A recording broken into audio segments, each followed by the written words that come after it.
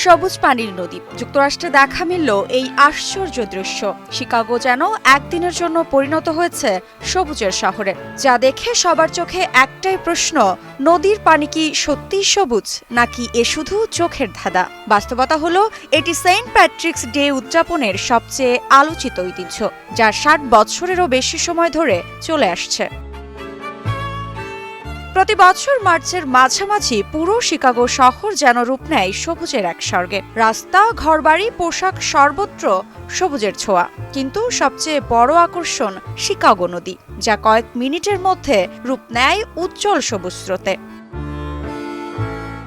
৬০ বছরের ঐতিহ্য একদিনের বিস্ময়। ১৯৬২ সাল থেকে এই ঐতিহ্য টিকিয়ে রেখেছে শিকাগো জার্নিম্যান প্লাম্বার্স লোকাল ইউনিয়ন 130। প্রতি বছর তারা নদীতে ৪০ পাউন্ডের বিশেষ পরিবেশ বান্ধব রং মেশায়, যা কয়েক ঘন্টার মধ্যে নদীর পানিকে করে তোলে চোখ ধাঁধানো সবুজ।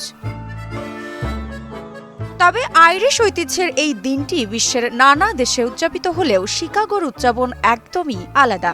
এলি সান্টোনাটো, যিনি ছোটবেলা থেকে এই উৎসব দেখে আসছেন, তার মতে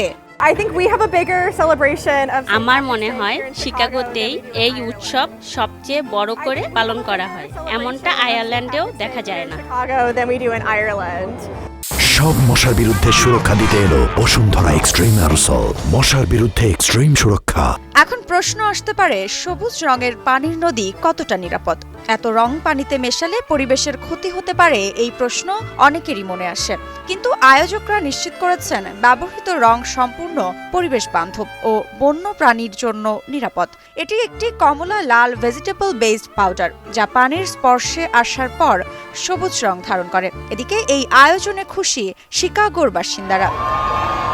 এটা শুধু একটা অনুষ্ঠান নয়, এটা শিকাগোর আত্মা। প্রত্যেকের মুখে হাসি, অপরিচিতরাও বন্ধু হয়ে যায়। সত্যিই দারুণ।